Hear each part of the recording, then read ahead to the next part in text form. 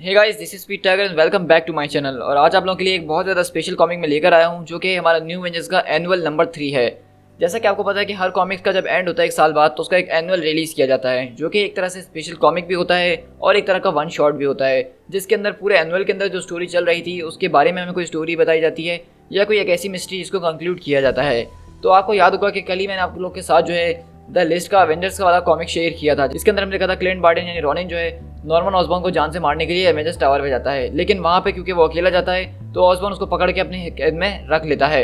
तो ये story annual जो है बेसिकली एक तरह का ब्रिज का काम करेगी उस स्टोरी को हमारे न्यू एवेंजर्स की स्टोरी से जोड़ने के लिए।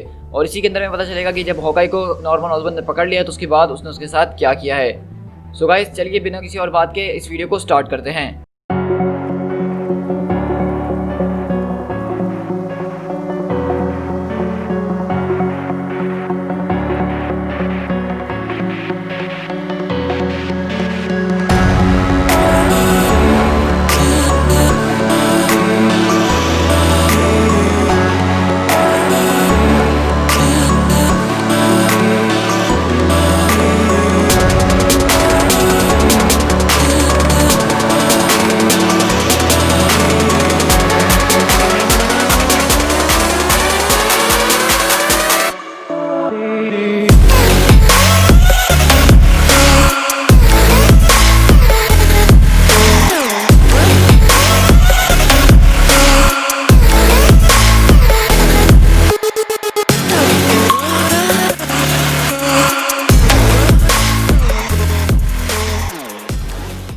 कहानी की शुरुआत होती है क्लिंट बार्टन के साथ, जो कि अपने होश के अंदर आ रहा होता है और देखता है कि उसके हाथ बंधे हुए होते हैं और कपड़े उतरे हुए होते हैं, और कहता है कि बहुत बढ़िया। तो वहीं से सामने ऑसबॉर्न खड़ा हुआ कहता है कि वेल मिस्टर बार्टन, आपने एक बात तो आज सीख ही ली होगी कि कभी भी मीडिया में जाने से पहले, किसी के ऊपर इल्ज़ाम लगाने से पहले जान लेना चाहिए कि सामने कौन खड़ा है, या फिर ये तुम्हें सोच के जाना चाहिए कि तुम आज यहाँ पे किसका खून करने के लिए आने वाले थे, क्योंकि तुम्हें नहीं पता कि तुम्हारे सामने कौन इंसान खड़ा है और आखिरी बार तुम किसको देखोगे। और इस तरह हम देखते हैं कि वहाँ पे ऑसबॉर्न अपनी पूरी की पूरी डार्क एवेंजर्स की टीम के साथ इसके सामने खड़ा हुआ होता है। तो वहीं पे बार्टन पूछता है, हे नॉर्मन कैसे हो और तुम्हारे बाल कैसे हैं। चलो एक बात बताता हूँ बार्टन, तुम मुझसे सॉरी कहो, मैं तुम्हें यहाँ से जाने दे दूंगा। तो कहता है कि ये तो बहुत ही अच्छा मजाक था। तो यहीं से हॉकाई बोलता है कि ठीक है बस अब बहुत हो गई, अब बताओ मुझे इसकी शुरुआत कहाँ से करनी है, कहाँ से उसको तकलीफ पहुँचाना मैं शुरू करूँ। लेकिन नॉर्मन बोलता है कि नहीं नहीं हॉकाई, ये चीज़ जो है मेरे और उसके बीच में है, तुम लोग सिर्फ यहाँ खड़े होकर आज मजे उठाओगे। तुम्हें यहाँ पे मैंने इसके सामने इसीलिए खड़ा किया क्योंकि तुम उसके पुराने कॉस्ट्यूम के अंदर, और यही देखना इसके लिए एक टॉर्चर से कम नहीं है।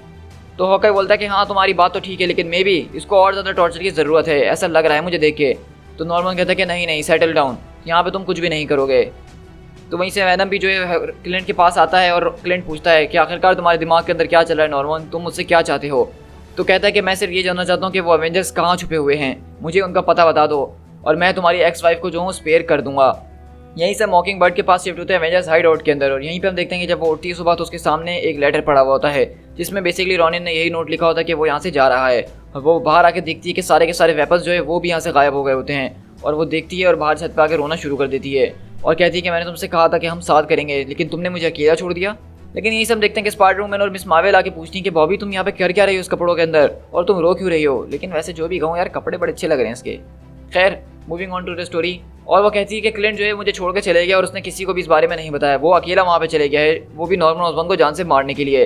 तो मिस मार्वल फौरन अगली पल जो है अपनी स्पीड से उड़ते हुए जाती है एवेंजर्स टावर की तरफ और कहती है कि इडियट, तुमने आखिरकार ये क्या कर दिया, क्योंकि हम देखते हैं कि एवेंजर्स टावर पे पहुंचना अब इतना आसान नहीं है, वहाँ पे बहुत ज़्यादा फेरा इस वक्त लगा हुआ है। तो वहीं पे ऑसबॉर्न के पास हम शिफ्ट होते हैं, वो यही पूछ रहा होता है कि मुझे एवेंजर्स का पता बता दो। तो कहता है कि तुम पहले मुझे बताओ कि मैं कहाँ हूँ, क्या ये हेली कैरियर है। तो वहीं पे एरीज बोलता है कि बार्टन तुम्हें कभी भी राज अपने नहीं बताएगा। तो ऑसबॉर्न कहता है कि उसको तो हम अभी देख लेंगे थोड़ी देर के अंदर ही। वहीं पे क्लिंट बोलता, तुम्हारे गॉड ऑफ वॉर ने बिल्कुल ठीक कहा ग्रीन गॉब्लिन, मैं जो हूँ तुम्हारी सड़ी हुई बातों से बिल्कुल भी डरने वाला नहीं, मैं तुम्हारे किसी भी किस्म के गेम का हिस्सा नहीं बनने वाला हूँ किसी भी लेवल के ऊपर, तो इसलिए जाओ तुम्हें जो करना है वो कर लो, मुझे किसी चीज़ से डर नहीं लगता है। तो ऑसबॉर्न बोलता है कि मैं तुमसे फिर पूछ रहा हूँ कि मुझे बता दो कि एवेंजर्स कहाँ छुपे हुए हैं। तो क्लिंट बोलता है कि यार आखिरकार तुम्हारे बाल इस तरह से बनते कैसे हैं, मुझे ये समझ में नहीं आती है। लेकिन वहीं पे ऑसबॉर्न बोलता है कि मैक अब वक्त आ गया है, और अगले पल हम देखते हैं कि वैनम अपने बड़े बड़े दांत निकाल के उसके शोल्डर के ऊपर एक चक मारता है, और इससे वो जो है क्लिंट बार्टन भी उसको अपना सर मार के दूर करता है। और अगले पल बार्टन अपनी कुर्सी से खड़ा होता है और हॉकाई के भी तीरों बो एंड एरो को जो इधर से उधर फेंक देता है, जिसके तीर से बहुत मुश्किल से ही ऑसबॉर्न बचता है। लेकिन अगले पल वहाँ पे सेंट्री सिर्फ अपना एक पंच मार के क्लिंट बार्टन को बेहोश कर देता है। तो ऑसबॉर्न बोलता है कि बस बहुत हो गया तमाशा, अब तुम सब यहाँ से बाहर जाओ। तो सेंट्री पूछता है क्या मैं तुम्हारे साथ यहाँ रुकूँ। तो कहता है कि नहीं नहीं, मुझे तुम्हारी ज़रूरत नहीं है, विक्टोरिया को बोल दो कि जो स्पेशल गेस्ट को मैंने यहाँ पे बुलाया था उसको यहाँ अंदर भेज दो। तो हॉकाई बोलता है कि वो कौन है? तो कहता है कि तुम बस विक्टोरिया से कह दो, वो जानती है कि वो कौन है, तुम्हें पता चल जाएगा। तो यहीं से मॉकिंगबर्ड बोलती है कि कैप्टन की तरफ से कोई खबर? तो कहती है कि नहीं। स्पाइडी की तरफ से? नहीं। तो आखिरकार वो सब गए कहाँ? तो कहती है कि बेसिकली हम लोग जब इस टीम के अंदर शामिल होते हैं तो हमारी यही डील, हम अपने अपने एडवेंचर्स को भी कंटिन्यू रखेंगे। तो बहुत सारे लोगों के बहुत सारे मसले इस वक्त चल रहे हैं, हम सबको इसमें घसीट नहीं सकते हैं। और इस तरह हम देखते हैं कि यहाँ पे प्लानिंग करने की कोशिश कर रही होती है कि किस तरह से वो अकेले ही जो इसको बचाने के लिए जाने वाली है। और यहाँ पे जैसिका समझाने की कोशिश करती है कि ये एक पागलपन होने वाला है, जैसे पहले क्लिंट बार्टन ने किया था, तुम भी अकेले जाओगी तो अकेले फंस जाओगी। लेकिन इतनी देर में वो लोग यहाँ पे सब बातें कर रहे होते हैं, प्लान सोच ही रहे होते हैं, वहाँ पे जैसिका जोन्स आ जाती है और बोलती है कि हे गाइस, आखिरकार यहाँ पे चल क्या रहा है, क्या लूक ठीक है? तो कहती है कि हाँ लूक तो ठीक है, लेकिन ये क्लिंट बार्टन के बारे में, वो ऑसबॉर्न के पीछे चलेगी अकेले ही। तो कहती है कि होली फक, वो भी अकेले ही? ओ माय गॉड, ये तो बहुत बुरी खबर है, अब बताओ कि हम इसके बारे में क्या करने वाले हैं। तो वहीं पे कैरल बोलती है कि हम कुछ नहीं करेंगे। लिसन, मैंने इस बात का पता लगा लिया है कि वो डेफिनेटली हेली कैरियर के अंदर ही होगा जो टावर के ऊपर इस वक्त घूम रहा है। लेकिन इस वक्त वहाँ पे एक पूरा का पूरा मॉब सीन बना हुआ है, सारे के सारे एजेंट्स एवेंजर्स हर जगह बिखरे हुए हैं। वो एक फोर्ट्रेस है जिसको इस वक्त गॉड ऑफ वॉर जो है गार्ड कर रहा है, और कहीं 50 सोल्जर्स के साथ मिलके। तो बॉबी बोलती है लेकिन मैं इस तरह यहाँ पे खामोशी से नहीं बैठने वाली हूँ, मुझे उसको जाके बचाना ही होगा। तो कहती है कि नहीं, हम ये नहीं कर सकते क्योंकि हम सिर्फ 3 हैं, हम 3 उनका क्या उखाड़ सकते हैं। तो जैसिका बोलती है कि ज़रा 1 मिनट, और वो अपना फ़ोन निकालती है। लेकिन कैरल बोलती है कि नहीं नहीं, हम लूक को बुला नहीं सकते, उसको अभी भी हील होने में वक्त लगेगा। तो जब बॉबी बोलती है कि हाँ तुम ठीक कह रही हो, मैं भी नहीं चाहती कि लूक हमारे साथ इसमें शामिल हो। तो कहती है कि तुम फिक्र नहीं करो, मैं इसको संभाल लूँगी। और वो कॉल पे बात करती है कि मॉम, क्या अभी ये बच्चे को जो है 1 दिन के लिए संभाल के रख सकती हैं? हाँ हाँ बिल्कुल, वो सब कुछ ठीक है, कोई ऐसी घबराने वाली बात नहीं है। तो ठीक है, आप रख लीजिएगा। तो वहीं पे जैसिका बोलती है कि आप मुझे भी इसके अंदर काउंट करो, मैं भी तुम लोग के साथ चलूँगी। तो बॉबी बोलती है कि नहीं नहीं, तुम ऐसा नहीं चल सकती हो हमारे साथ, और तुम्हें जो है अपने बच्चे के साथ रहना चाहिए। तो कहती है कि हे, तुम लोगों ने मेरे हस्बैंड की मदद करी थी उसकी जान बचाने के अंदर, तो अब मेरी बारी है तुम लोगों की मदद करने के लिए। तो कैरल बोलती है कि बॉबी देखो, मैं तुमसे कैसे कहूँ, ये बात समझ में नहीं आ रहा, लेकिन कहना तो पड़ेगी। यहाँ पे जो है बिल्कुल भी वो लोग रूल्स के साथ नहीं खेल रहे हैं, अगर हम लोग पकड़े गए तो वो लोग हमें जान से मार डालेंगे। तो जैसिका ड्रू बोलती है कि नहीं, वो लोग सिर्फ हमें जान से नहीं मारेंगे, बल्कि इससे भी कहीं बदतर चीज़ें हैं जो वो हमारे साथ कर सकते हैं।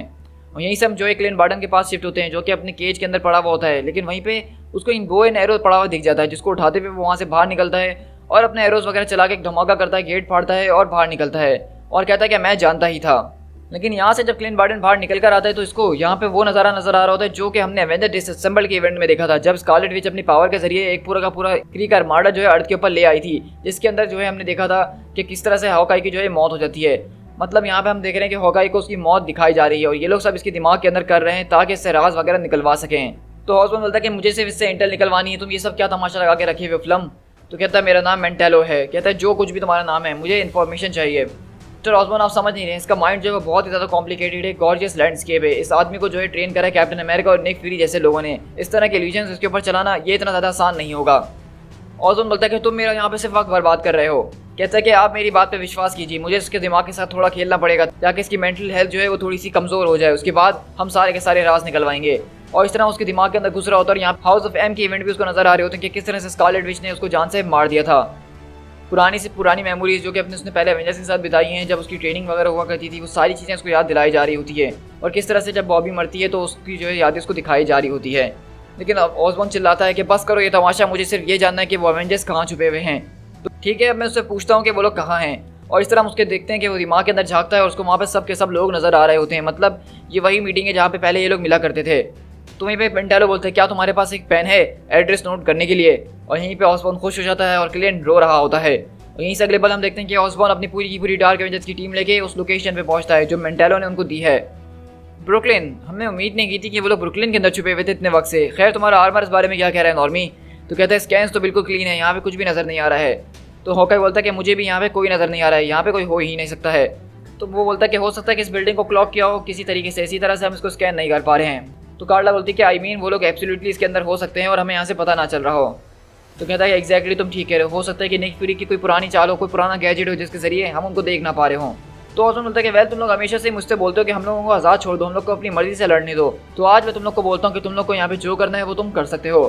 तो वहीं पे वैनम बोलता है कि यहाँ पे एक बच्चा भी है, लूक केज का बच्चा, हम उसको भी क्या उसके अंदर शामिल करेंगे।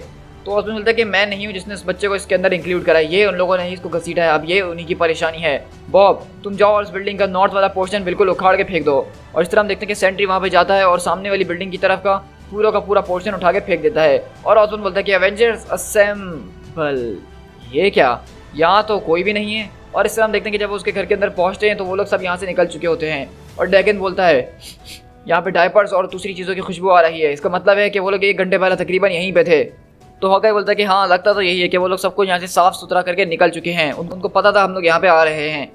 तो एरिस कहता है कि वाकई में ये बहुत हैरत की बात है कि वो लोग इतने ज़्यादा स्मार्ट हैं कि उनको ये बात पता चल गई थी कि हम बार्डन से लोकेशन निकलवा ही लेंगे और उससे पहले वो लोग यहाँ से शार्ट हो गए। तो कार्ला बोलती है कि हे अब तुम मुझे बताओ कि तुम्हें क्या लगता है कि वो यहाँ से कहाँ गए होंगे। और यहीं से हम शिफ्ट होते हैं हैमर हेली कैरियर के ऊपर। तो आप चेक कर रहे हैं कि न्यू एवेंजर्स की डाइवर्जन कैसी थी। उन्होंने एक तरफ जो है उनको पता था कि हॉकाई जो है वो उनको अपनी लोकेशन दे देगा और जब वो लोकेशन दे देगा तो ऑसबॉर्न वहाँ पे अपनी पूरी टीम लेकर आएगा उनसे मुकाबला करने के लिए। लेकिन यही इनके पास गोल्डन चांस था यहाँ पे हेली कैरियर के ऊपर अटैक करने के लिए, क्योंकि यहाँ पे इस वक्त सबसे कम लोग हैं। और इस तरह हम देखते हैं कि मेंटेलो अभी भी उसके दिमाग के अंदर जो घुसा हुआ होता है और इस तरह यहाँ पे हम देखते हैं कि ये तीनों चारों यहाँ पे आती हैं और क्लिंट बार्डन को ढूंढ रही होती हैं। और यहीं पे मेंटेलो बोलता है कि मुझे बताओ अपने दोस्तों के रियल नाम्स। लेकिन वहीं पे अगले पल हम देखते हैं कि जेसिका जोन्स यहाँ पे पहुंचती है वॉकिंग बर्ड के साथ और वो कहता है कि तुम लोग यहाँ पे आखिरकार कर क्या रहे हो, इसमें तुम्हारा कोई लेना देना नहीं है। लेकिन इस तरह हम देखते हैं कि यहाँ से बॉबी वगैरह जो है सब उसको आज़ाद करते हैं निकालने के लिए। और क्लिंट बोलता है कि I am sorry baby, last time, promise, आज के बाद मैं ऐसा कभी नहीं करूँगा। तो बॉबी बोलती है ये तो तुमने मुझे लास्ट टाइम भी बोला था। तो कैरेल चिल्लाती है कि तुम लोग का अगर रोमांटिक ड्रामा खत्म हो गया हो तो हमें यहाँ से निकलना होगा। और इस तरह हम देखते हैं कि यहाँ से हॉकाई बोलता है कि वेल डैम इट यार, ये तो पूरा का पूरा उल्टा ही हो गया जो हमने सोचा था। और यहाँ से अवेंजर्स जो है पहली दफ़ा खाली हाथ लौटते हुए आ रहे होते हैं और हॉकाई यहाँ जो है बार बार नॉर्मल की जला रहा होता है और कहता है कि मैंने सोचा नहीं था कि यार वो लोग हमसे ज़्यादा स्मार्ट होंगे, वो तुमसे ज़्यादा स्मार्ट होंगे इस बात को और वो तुमसे आने से पहले यहीं से निकल चुके होंगे। लेकिन ऑसबॉर्न को गुस्सा आता है और वो पीछे पलटते हुए उसको एक मुक्का मारने लगता है, लेकिन बोलता है कम से कम हमने उनका घर तो बर्बाद कर दिया। और वो लोग यहाँ से आगे बढ़ जाते हैं। और यहीं अगले पल हम देखते हैं कि उस टाइम के बाद स्पाइडरमैन आता है, क्योंकि ये इनकी जो है मिलने की लोकेशन थी, मीटअप प्लेस थी। स्पाइडरमैन बोलता है कि ओ मैन आखिरकार ये हो क्या रहा है, मैं कोई एक्सपर्ट तो नहीं हूँ लेकिन देख के लग रहा है कि यहाँ पे कुछ बहुत ही बुरा हुआ है। और वहीं पे हम देखते हैं कि हैमर के एजेंट्स जो है इसको देख लेते हैं और उसका पीछा करना शुरू करते हैं और स्पाइडरमैन यहाँ से जो है फ़ौरन भागना शुरू करता है और वो यहाँ से एक अंडरग्राउंड बेसमेंट के अंदर आता है और कहता है कि ओके आखिरकार अब ये सब क्या था। तो वहीं पे कैप्टन अमेरिका बोलते हैं कि थैंक गॉड स्पाइडरमैन कि तुम्हें प्लान भी याद था। कहता है कि मुझे ये बात याद थी कि हम उस वाले घर के अंदर बिल्कुल सेफ थे, वो सीक्रेट हाइड आउट हमारा बहुत ही अच्छा था और करीब भी था, लेकिन अब मुझे जो है एक और 1.5 ब्लॉक चलकर आना पड़ रहा है यहाँ पे। तो बताओ अब हम यहाँ पे आ गए तो अब आगे क्या करना है। तो मिस मार्वल पूछती कि ये बताओ कि वहाँ पे इस वक्त क्या हालात हैं, क्या चल रहा था सब कुछ। तो कहता है कि वहाँ पे बहुत ही बुरे हालात हैं, 1945 जर्मनी के अंदर मैं हूँ। तो बार्डन बोलता है कि गाइस देखो मैं सच में बहुत ज़्यादा माफ़ी मांगता हूँ तुम लोगों से इस चीज़ के ऊपर और मैं प्रॉमिस करता हूँ कि मैं तुम लोगों के बगैर ये सब कभी दोबारा नहीं करूँगा। मैं जो हूँ बहुत ज़्यादा सेल्फिश था, स्टूपिड था और इल कन्विंस था और इसी वजह से मैंने अपने जज्बात में आके ये सब किया, लेकिन आई गेट इट, अब मैं इसको दोबारा कभी नहीं करने वाला हूँ। तो हमेशा से सही कहते थे पीटर कि मैंने जो है अपने ऊपर से काबू खो दिया है, मुझे इस तरह से कभी भी किसी ने इतना ज़्यादा पुश नहीं किया था, मैं इसलिए इसका आदी नहीं था और ये चीज़ें मुझसे बर्दाश्त नहीं हो रही थी। मैं ये चीज़ को स्टैंड नहीं कर सकता हूँ कि ऑसबॉर्न वो हमारी जगह बैठा हुआ है, मैं इस चीज़ को नहीं स्टैंड कर सकता हूँ कि ऑसबॉर्न इस पूरी दुनिया को चला रहा है और वो बर्बाद कर रहा है, जबकि उसको उसकी केयर करनी चाहिए। तुम बिल्कुल ठीक कहते थे स्पाइडरमैन और मैं गलत था, लेकिन प्लीज़ मेरी ये बात भी सुन लो कि मैं चाहे कुछ भी हो जाए कभी भी तुम्हें और तुम्हारे बच्चे को जो है खतरे में नहीं डालूंगा, मैं कभी भी तुम लोगों को जो है हार्म नहीं पहुंचाऊंगा, मैं कभी भी कोई अब ऐसा काम ज़िंदगी में नहीं करूंगा जिसकी वजह से हम लोग इस तरह की पोजीशन में फंस जाएं। तो लिटरली आई एम सॉरी। और इस तरह देखते हैं हम कि हॉकाई को यहाँ पे अपनी गलती का एहसास हो गया है, जो ऑसबॉर्न को वो मारना चाहता था वो एक गलत ही प्लान था और वो कभी भी उसके ऊपर कामयाब नहीं हो सकते थे और अब उसको ये बातें समझ में आ रही हैं जब उसने ये करके देख लिया है। तो यहीं से बकी अपना मार्क्स उतारता और कहता है कि मुझे विश्वास नहीं हो रहा है कि हमने ये सब आज करा है और हम लोग इतनी बड़ी मुश्किल के अंदर फंस चुके हैं। स्टीव रॉजर्स को जब इस बारे में पता चलेगा वो तो मुझे जान से ही मार डालेगा।